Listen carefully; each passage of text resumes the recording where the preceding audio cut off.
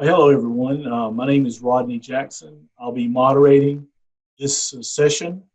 The presenter is Vince Donato. He will be presenting Defining the Eye in GIS. I want to introduce Vince. Vince is the Dean of College and Systematic Initiatives and Professor of Physics, Astronomy, and Geosciences at Jefferson Community and Technical College located in Louisville, Kentucky. He is director and principal investigator of the National Geospatial Center of Excellence, a National Science Foundation center located at JCTC. Vince received his MA and BS from Indiana State University. It was on the faculty of Indiana State University and Indiana University Southeast prior to coming to Jefferson. His current research interests include education technologies, contextual learning, integrated courses, mapping of historical civil war battlefields, and water-powered industries. Vince will be presenting today, and if you have questions for Vince during the course of his presentation, please use the chat window during the presentation, and as the situation permits, we will have those questions come up to Vince. I would also ask that everyone make sure that they mute themselves as well as close out their video for the duration of Vince's presentation. So without further ado, here's Vince. Thank you, Rodney.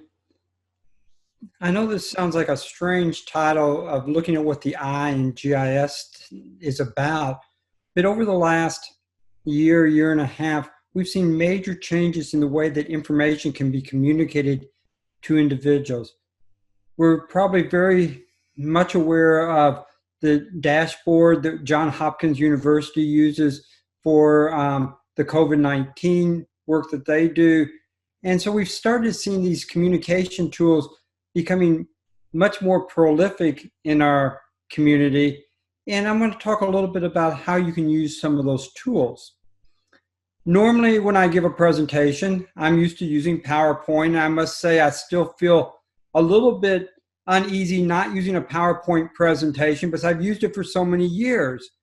But what I'm going to use for this presentation is actually a new story map from Esri that I've created to show you about some of the new tools that are out there and tell you a little bit about how you go about setting up these tools.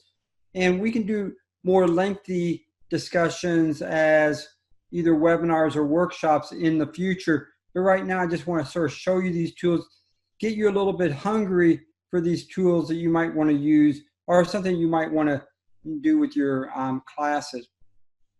The Geotech Center has 10 model courses. One of those model courses is web mapping. And this falls right into the web mapping area. And so you could see how some of this might be part of web mapping. And we are in the process of rewriting the web mapping class to put some of these tools into it. So without any more discussion that way, I'm in Story Map. As I scroll down here, you can see there is an image to my right, and there is text over here on my left-hand side. If I come over to the right-hand side and I click, this becomes the active window for me, and I'm just going to show you some of the things that you can put into a story map. This is a story map embedded in a story map. So this right window with the picture in it is another story map that's been embedded inside the original story map that is showing up mainly on the left-hand window right now. So as I scroll down, you see this water-powered mill, and this story map's about water-powered mills. And so we're going to scroll down. You can see some discussion there. And if everything works right, yes, a map comes up here.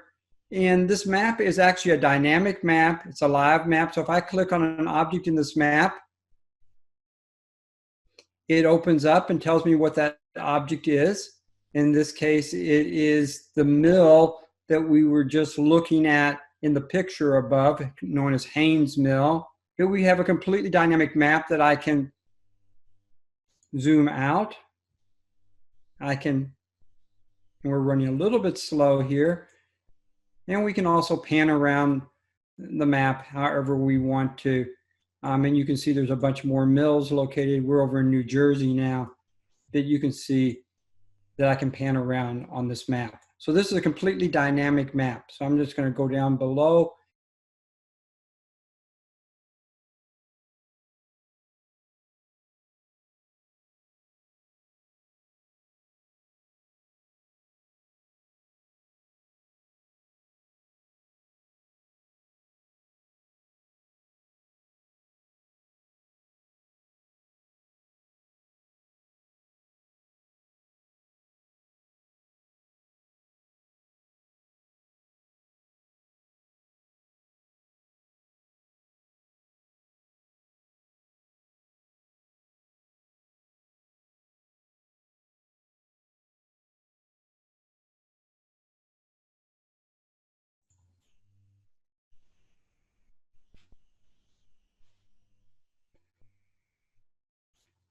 Rodney? Yes. Okay, are we still good? I just dropped out. Yeah, it had a brief blip, but I can hear you now. Okay, I just want to make sure that we're good. Okay, now that we're over with that glitch, hopefully that's our last glitch for the day. All right, so I'm going to scroll down here and you can see the water-powered wheel. If I click on this side, we Vince, should. so we can't see your screen. You're not seeing my screen. Thank you. Sorry about that, folks. I show I'm sharing, but are we sharing now? Yes, you're sharing now. All right, sorry about that, folks. So you can see we can move around this map. This is the map that we were originally looking at, and we can pan around. All right, so if I continue to scroll down to the left and for some reason my map is not following me, we can see that we can put pictures inside of our story map. We can see we can add video to our story map. So you can see a live video feed coming from YouTube right now. Again, another picture there. This is actually a video. I won't worry about starting it right now. Still images. We can put animated GIFs in. On both sides here, you can see I've added a dynamic map. This actually has a covered bridge and a mill at the same location, and there's the covered bridge. So there's actually two things on the map. So again, I'm playing a story map inside of another story map. And we won't go through this whole thing, but you can see the effects there. So I've embedded one object inside of the other object. And again, if you want to put questions in the chat window, we'll try to get to them as we can. This is another type of a story map. This is actually a collection. So what I have done is wrote 8 story maps, and they are on different parts of learning Python. And then I've made those into a collection. So this is, into each of these are individual story maps that you're looking at on the right-hand side. It's all part of my Python collection. And if I click Get Started, it'll start with the first one here. Or I can click on any of these and they should open up, and we'll also have the collection showing there. So let me just choose one here and we'll see if it opens. There we go. So this one is on Python with labeling and calculating fields. And so you can see we're actually seeing inside of the scripts that we're working on, and we're explaining them over on the left-hand side. So we have embedded a collection of story maps inside of another story map. Again, just trying to show some of the things that we can do with story maps. So we're going to move on to the next item, which is Survey 123. I'm not sure how many of you have used Survey 123 over the years, but Survey 123 is a nice, powerful tool that you can use to collect information. You've all probably used Survey 123 just in registering for this event. So this is actually the live registration form for GIS Day that you filled out to get into this event. And you can see the whole survey here. It can be completely inside of a story map. So I can complete this survey completely inside the story map and submit it. Now, we normally do things on survey 1, 2, 3 a lot of times on our phone, because what we're doing when we do the survey is actually collecting field positions using the GPS that's built into our phone. In this case, we did not use the GPS. We used a map here and let people position themselves on where they were from. So we used a different way that you could also have done a search. So if you put your address in here, you could have actually searched for your address and it would have positioned you and submitted that as part of your data also. So survey 1, 2, 3, we constantly get the question, does it replace collector? Well, no, collector has some things that survey 1, 2, 3 does not have easily done, even though they've improved a lot of things on survey 1, 2, 3. And you can build survey 1, 2, 3 as an Excel file or directly from a web page, you can build it. One of the things is the ability to do branching, which just recently was added into the web version of building survey 1, 2, 3. And again, I have some lessons wrote and I've put the hyperlinks for those lessons over on the left-hand side here. So we're going to move on down into a tool called Insights. So what you're looking at right now is the live feed from the survey 1, 2, 3. So this map is where people are from that is attending GIS Day. So if we would have had somebody register while I've been talking on the form on the previous slide, then they would appear with a refresh on this map. And just to show you a little bit about this map, if we click on it, I can zoom out to the world. Oh, that's a little bit far. Well, I don't have much choice there.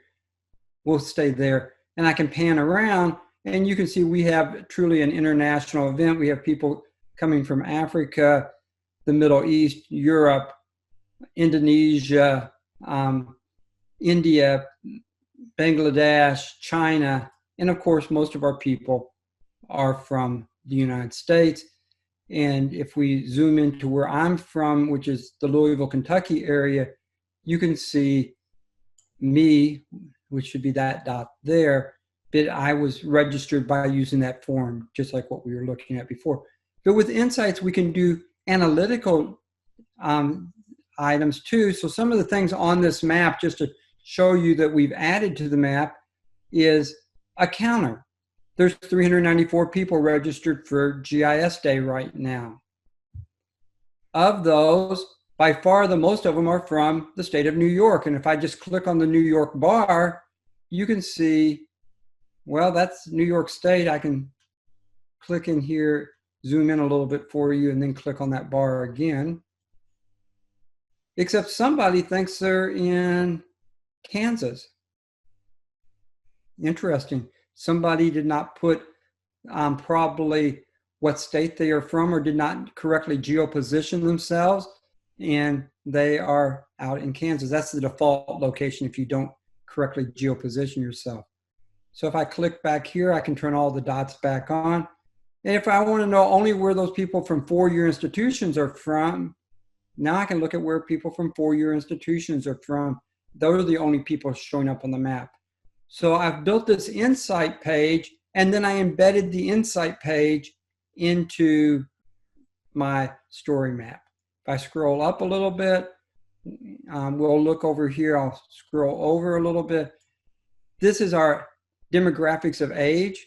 If I want to know where the 36 to 45-year-olds are, and I'll come back over here, and I didn't zoom the map out. Then I'll click on the bar. And those are the people who are only 36 to 45 who have registered for our conference. So you can see all kinds of dynamic things that you can do with Insights. And so we intercouple things together. So we first brought in the shapefile, if you will, or the feature class file that came out of the survey 1, 2, 3, and we plotted those dots on a map, basically, from their positions that were given. Then we said we want to look at two different types of bar graphs. We also have the one about organization. So we're looking at attributes that is given on the form, and we're looking at those specific attributes. If I only want to know where the females are from who are coming, we can look at the females where they're from. The people who gave no data was 42 people. Well, there's their age range, there's the states, there's the type of institutions, and that's where they're at. So these charts are all intercoupled together, is what I'm trying to show here. If we scroll on down after we get through the reading here, we come up to operational dashboard. And at Johns Hopkins University, their COVID-19 dashboard is an operational dashboard. And so we've got, again, intercoupled information. So this is historical marker map. This is the covered bridge map that we used before. And we can see two historical markers. If we click on either one of them, it should. There it is. It brings up the information about that historical marker and actually a picture of that historical marker as well. If I zoom out, notice the two maps are coupled together. So when I zoom out of one map, it's zooming out of both of them. And it doesn't matter which one I do that on. So if I come over here, we see this is one of the mill sites. If I click on that, it tells me it's Beck's Mill. And this map has been zoomed appropriately to the same area.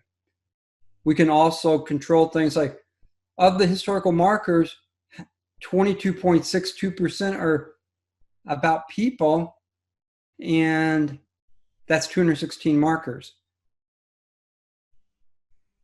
And if I zoom the map so I can see a bigger region, those are markers only about people.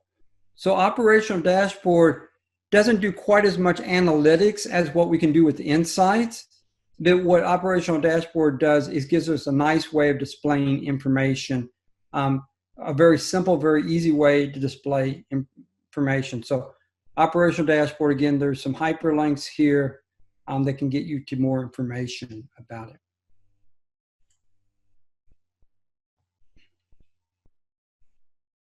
Esri's Hub is a very, very useful tool. So we built, or I should say Nicole, one of my team members, built a hub site, and that's what you're actually looking at. You're looking at the live virtual GIS Day hub site that we built for this conference. And you can see all the different components. So I've embedded Nicole's GIS Day hub inside my story map, and it's completely functional. And so if we go here to the map gallery and click on it, it's going to open up a new tab because that's how that was programmed. And you can come and look at some of our map gallery maps that are here. If I go back to my story map, you can see our story map here and also our hub site. Hub can do a lot more than just display links like this. You can put live data there, services there, and you can then have your students actually go there, see the data actually showing up in ArcGIS Online, and actually then be able to download the particular layers that they want to download. So it gives you a way of creating services in ArcGIS Online, putting those services in an easy method that can be displayed. You can actually build groups. So anything that you add to that group will automatically show up on your hub site. You don't have to, let's say I create a new data file for the state of Kentucky, I don't have to manually put it onto my hub site. If I had a group for Kentucky and I'd put that service or on that information into my group, I can then have that group automatically display on my hub site. And so when that new file is inputted, it automatically is there. And I don't have to manually manipulate it. So I can real quick display information that I create if I've set up my hub site properly. So with the hub site, there's a lot of ability. Think of it a lot of ways like a web page, but a web page that is dynamic for geospatial information and not just a standard looking web page. So it's a smart geospatial web page. Notice you can create tabs across the top. So there's the map gallery tab. And now I'm opening it up because it's configured a different way, actually inside of my story map. So let me stop for a moment and see what kind of questions people might have at this moment.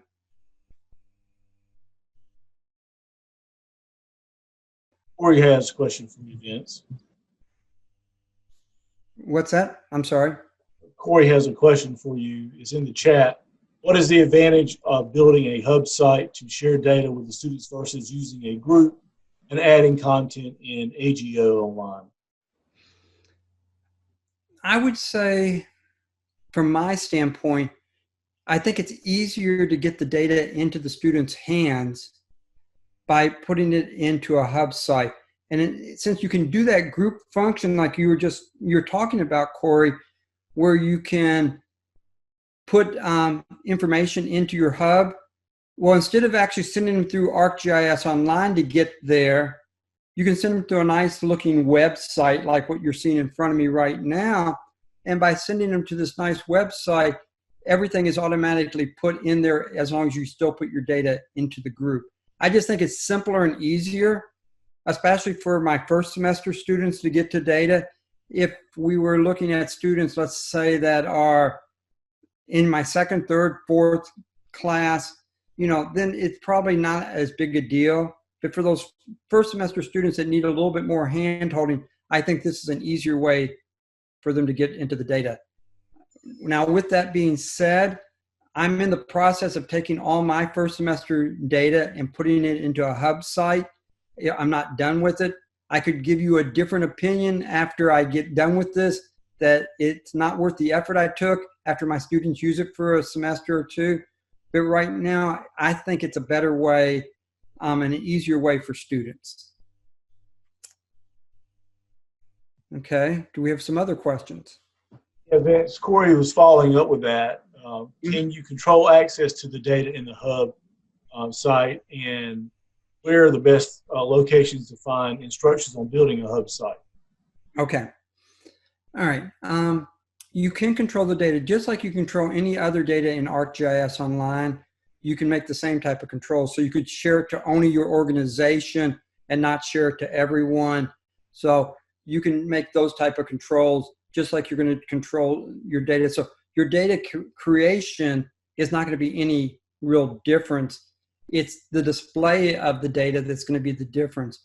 So instead of sending them to a group folder in AGO, you're sending them to a hub site, and you can have all your data in one location for all your different units and not have to have, them go back and forth to AGO. It can all be in just one website. So yes, you can completely control the data and secure the data as appropriate for the information. Congratulations, Vince. You've got a groundswell of support for a professional development webinar on building a hub site.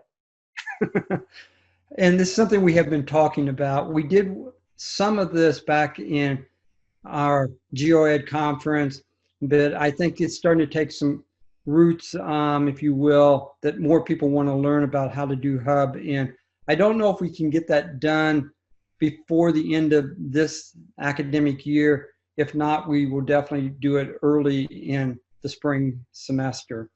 Corey, I think, did ask also about a resource. Well, of course, Esri has lots of resources out there, but this is the resource at the bottom of this hub site, or on the left-hand side of the story map, I should say. This is the resource where I have put what I give to my students, and we are in the process of rewriting the web mapping class. And between what I'm doing and what Nicole Ernst is doing, we're hopefully going to have a nice model course that uses all these new technologies. And Vince, where can they get a link to the story map you're showing during this presentation? All the presentations that are being given at the GIS Day will be posted off of our website, so geotechcenter.org. They will be posted. And anybody that wants to drop me just a quick note, my email is vince.dinoto@kctcs.edu. And if you want to, Rodney, you can put that in the chat. I will send you the link. Well, actually, I can do it a different way. Let's see if this will work. Let's see if I can just copy this. And let me find chat. For some reason, chat's not showing up. There it is. It's hidden behind my participant list. Let's see if this works. Okay. There you go, everyone. There's Vince's email address. Bombard him, please. Okay. Any other questions, Rodney? I think that's everyone that I saw. Okay. And I'm trying to make sure that we have some time at the end that we can have, we'll open up some mics and have a more general discussion too. So I only have a couple more things I want to just alert you to. And the next one is called Experience Builder. I've not yet wrote a lesson about this one, so you can see Esri's web link to Experience Builder. And I would not expect my students to turn in something like what I am showing you, because it's a hodgepodge of a bunch of stuff, but I'm trying to show you some of the things that you can do with Experience Builder. So over here on the left is a feed. This is our national map. If you've visited our website, you have seen this map, and it shows where GIS courses are being offered.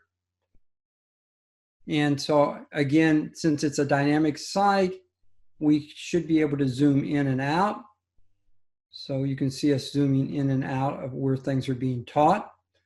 But we have built also in this, over here in this little table, if you will, we can turn on other layers. So I'm going to turn off the GIS geospatial course offerings, and I'm going to turn on where certificates are being offered. And so that's where certificates are being offered. So I'm doing this from a dynamic standpoint. And so let's just think a moment. This is an Experience Builder site that's embedded inside of a story map that we're broadcasting through Zoom. Kind of neat. If I want to know where associate degrees are offered, I can turn both these on, or if I want to turn off certificates, I can turn off certificates and look at just where associate degrees are offered. Maybe I want to know where graduate programs are at. So there's where there are graduate programs in geospatial technology. And how does that compare to all the colleges and universities in the United States? Well, there's all the colleges in the country.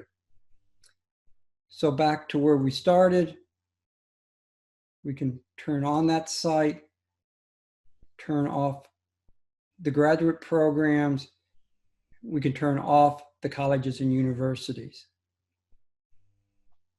So you can see the dynamics here. I can click on any one of these dots. Let's just click on that one. I don't know where that one is. And notice over here on the right, Shawnee State University is what I clicked on.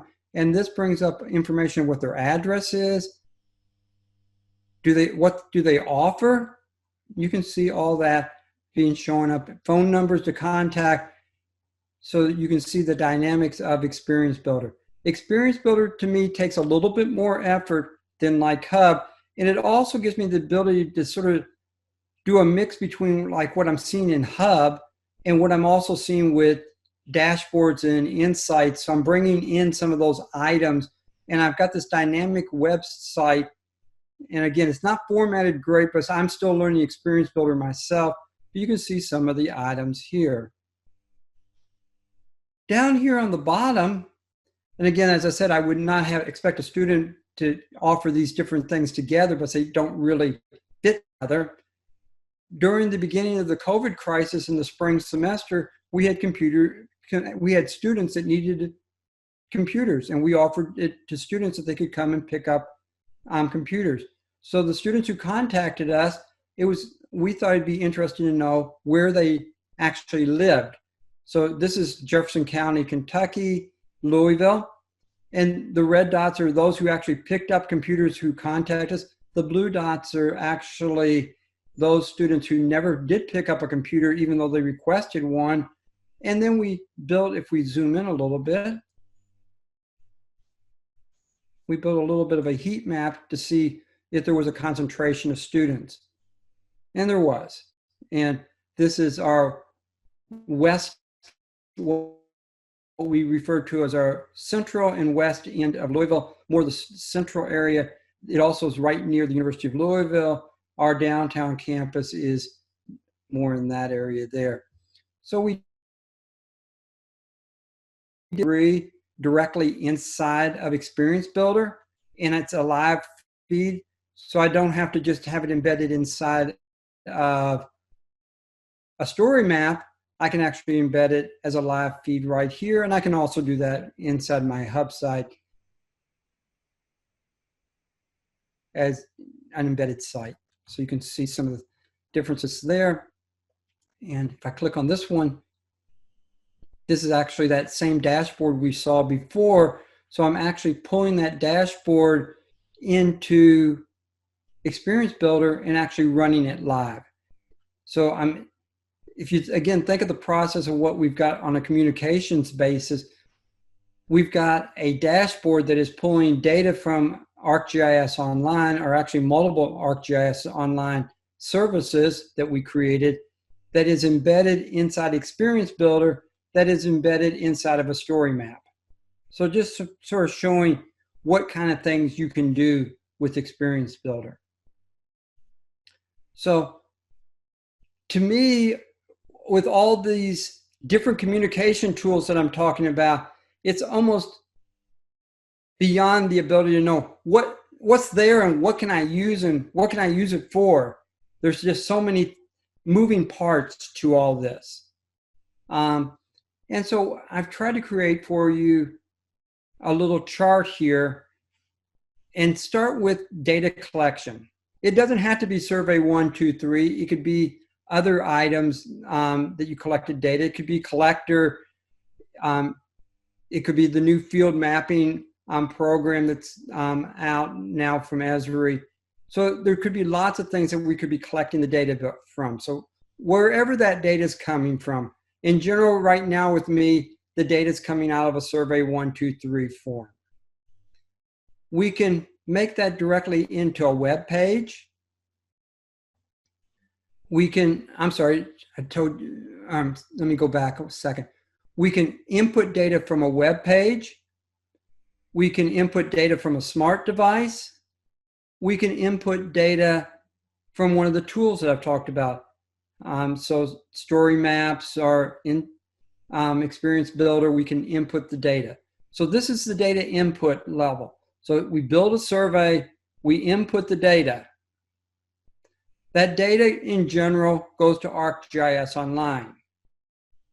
Discovered this morning that I had a typo on this, but this is an image and I didn't have time to change it. This should be external data services. So this might be base maps and things like that. So you can take your data and you can feed your data in many different directions. So you could feed your data sort of as a very simple web map into something like story map, as we showed in that first example of embedding a map inside of a story map. And it can be a dynamic map. So we can have boundary files maybe showing up, the state roads or something like that maybe showing up, or we can just use a background layer that Esri might have already created that we can use, but we bring in live data. We can do some amount of data analysis. So we can use things like insights and operational dashboard to do analysis and display information in a more graphical format.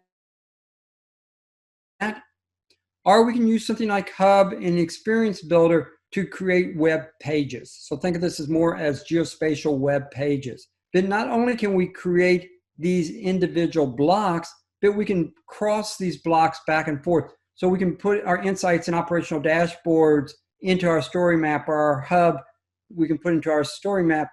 Or on the reverse side, we can put our story map inside of our hub site, our insights inside of our experience builder. So we've got this data communication, and the very simple solution to this is to build what makes the best sense for you and displays your information the most effective. So we've got all these tools out there, and agreed to really get to these tools, you need to spend quite a bit of time playing with them. And that's my word of learning, because I feel like most of this type of learning is playing, because I enjoy it. Even at 1 and 2 in the morning, I still enjoy creating these type of items. But you need to experience with each of these hub, experience builder, insight, operational dashboard, and the new story maps to display information. And that's the bottom line, is how do we get information out for other people to make use of? So I'll stop at that point and see what kind of questions we have. Chris has a question about the relationship between these online products and desktop and pro. Okay, so these online products, as noted there, they are online. So if I'm using desktop and pro, I need to take these to ArcGIS Online. So with pro, we know it's a little bit easier to take things into ArcGIS Online than maybe desktop, but we need to get into ArcGIS Online, and we need to create feature services. Once we create these feature services, then we can make use of it. Now, that's not saying you can't take a service and bring it back into Pro and make use of the service inside Pro, but everything that I'm trying to look at right now is from a web standpoint, how we make sure that everything is being web experienced. Hey, Vince, are you ready to open up the floor? Sure. I've covered everything I planned on covering. So yeah, we can open up the microphones and try to answer questions live. All righty, here you go.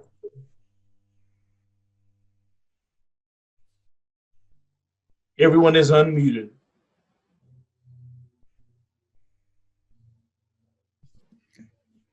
So, questions? Should be able to unmute yourself if you're not unmuted. Okay, yeah, I just unmuted. Okay. This is an earlier question about the map with all of the GIS programs, and I'm thinking about an article for Directions Magazine on programs. How were the data collected? So when you made this map for all of the GIS programs around the country, was it opt-in? So people fill out a survey 1, 2, 3, or did you? Okay, Chris, the way this was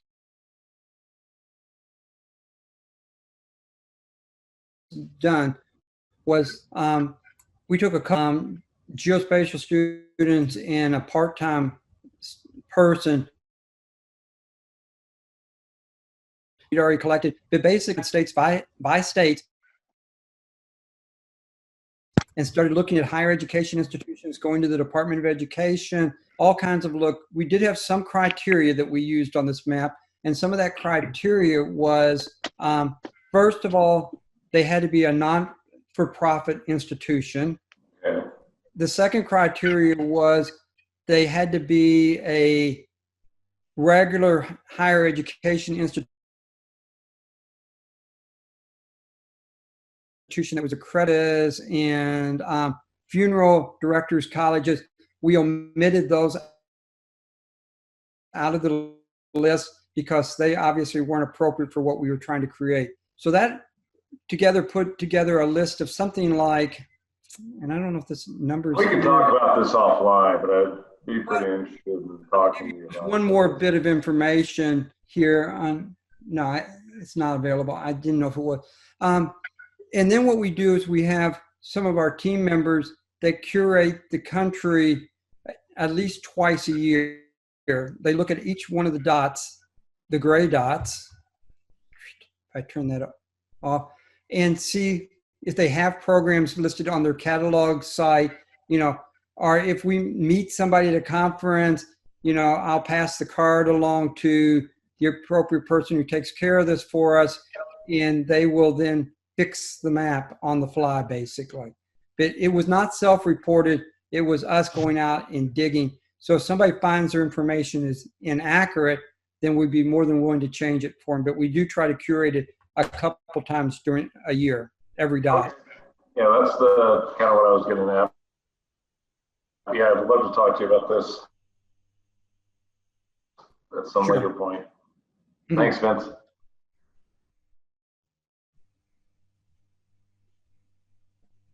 Wow, quiet group. Yeah, Vince, they weren't quiet in the chat box when I was trying to let's just have to stand up a little bit.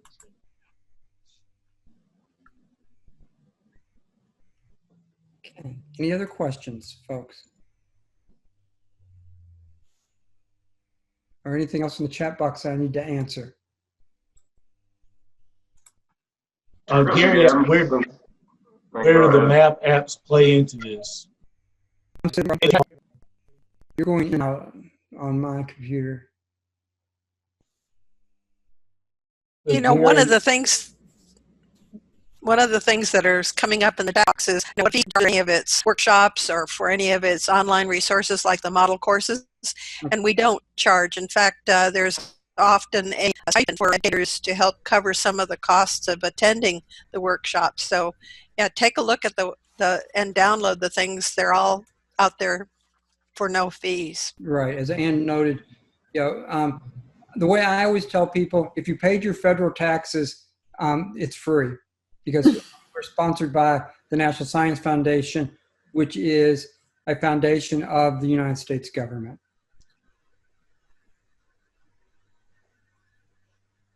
So how would we apply for that, or do we just sign up and we're in? Well, first thing is, hopefully you're on our mailing list, Corey. If you're not on our mailing list, go to our website, geotechcenter.org. Over on the left-hand corner, you can sign up for our mailing list. We will not spam you. We will not sell our mailing list to anybody. And so when anything that we're doing professional development-wise, or when our newsletters come out and things like that, you will get them and things like that. So once you know about it, there'll usually be a survey 1, 2, 3 form out there that you fill out and you apply. And we do take first preference to educators. And then if we have open seats, we'll let people from the private sector into those open seats and things like that. Each year we put on the GeoEd conference and regional workshops.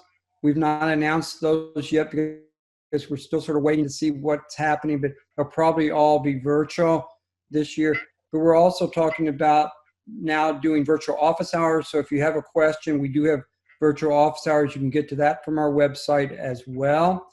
And I guess the last piece of that puzzle is that we probably are going to do some just short-term single concept workshops, such as something probably on how do you build a dynamic story map, sort of like what we are looking at here. How do you build a dashboard, so on and so forth.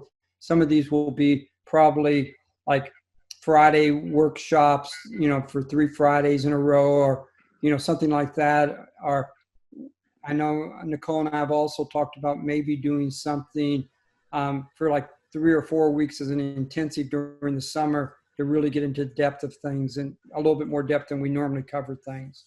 So that's a little bit about what we hope to be doing, but we don't have anything scheduled at the moment.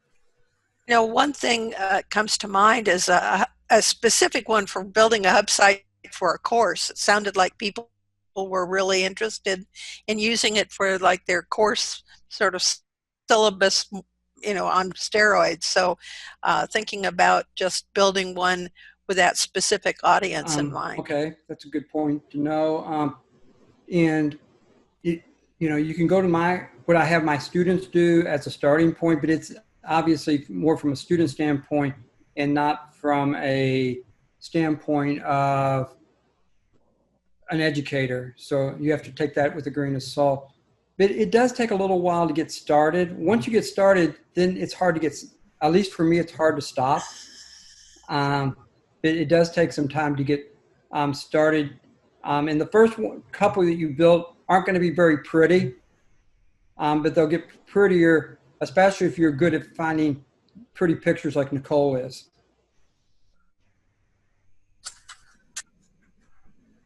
Okay, everyone. Well, we have reached 1:45. So we appreciate your attendance at the meeting, and we'll let you know that our next series come up at 2 o'clock. So thank you again, and we'll be seeing you in another session. Take care. Thank you.